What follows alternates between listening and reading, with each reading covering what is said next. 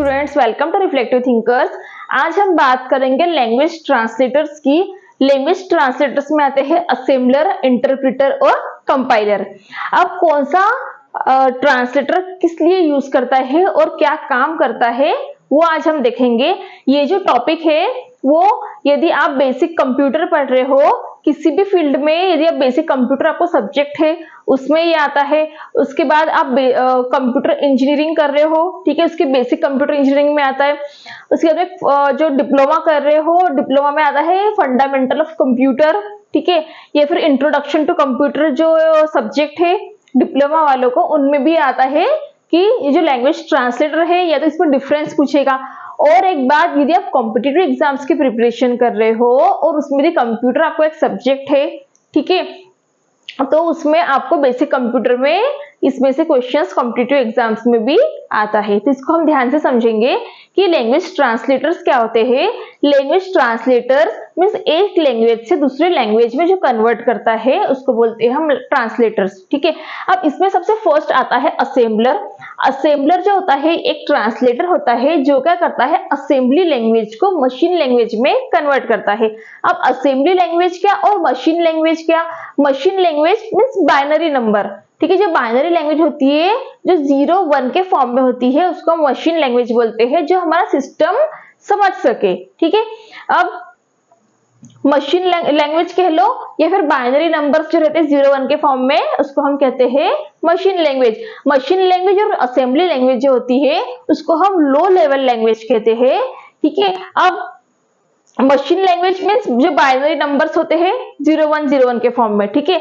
और यदि हम असेंबली लैंग्वेज की बात करें तो असेंबली लैंग्वेज में इस टाइप से कोड लिखा जाता है।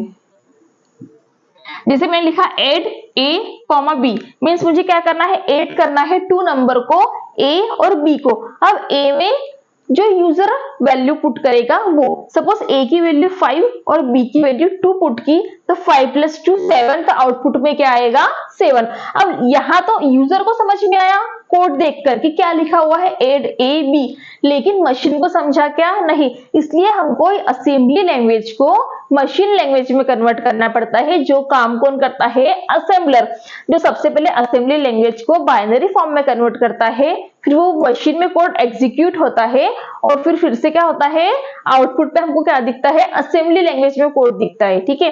तो ये होता है असेंबलर। इसके बाद इंटरप्रेटर का क्या वर्क है।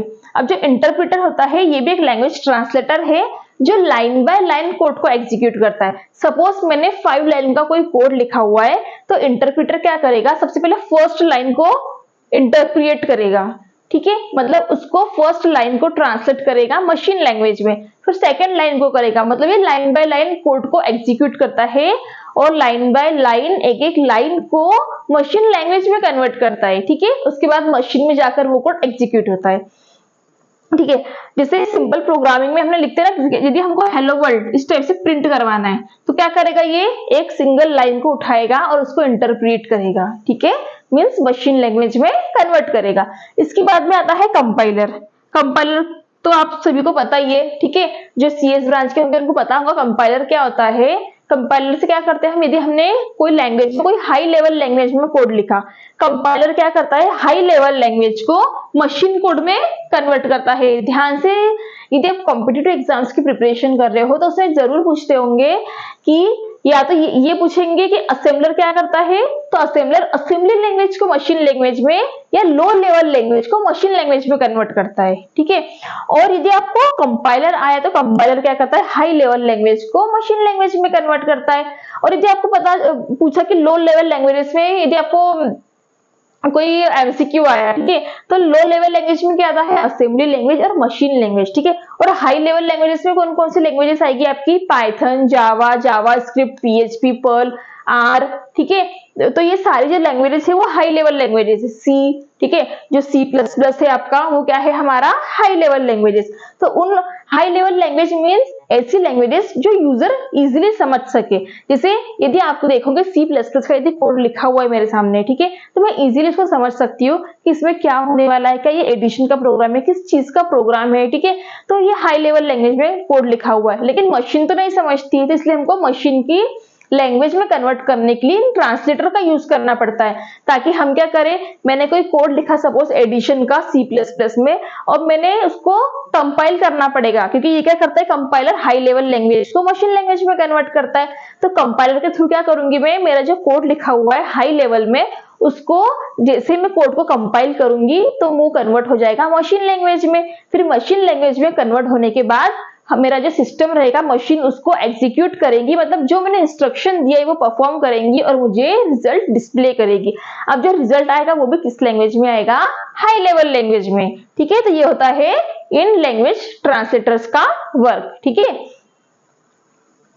तो आज के लिए इतना ही। Thank you.